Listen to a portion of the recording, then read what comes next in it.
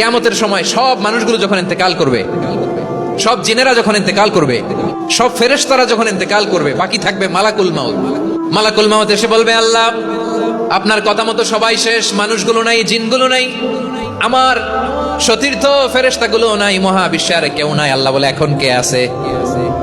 মালাকুল মাউত বলবে, আল্লাহ তুমি আছো আর আমি। তুমি তো আল হাইয়্যু আল কাইয়্যুম, অবিনশ্বর, শাশ্বত, চিরঞ্জীব, কোনদিন মরবা না, তুমি আছো আর তোমার গোলাম আমি আছি আজরাইল।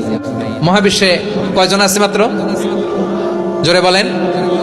এক হচ্ছেন আর হচ্ছে মালাকুল মাউত। আল্লাহ তুমি আছো আমি আছি। আল্লাহ বলবে, ঠিক আছে এবার তোমার মরণের পালা, মুতিয়া মালাকাল মাউত, হে মৃত্যুর ফেরেশতা তুমি মরো। মালাকুল মাউত আল্লাহর আদেশ বাস্তবায়ন করতে যে বিকট একটা চিৎকার দিয়ে মৃত্যুবরণ করবে।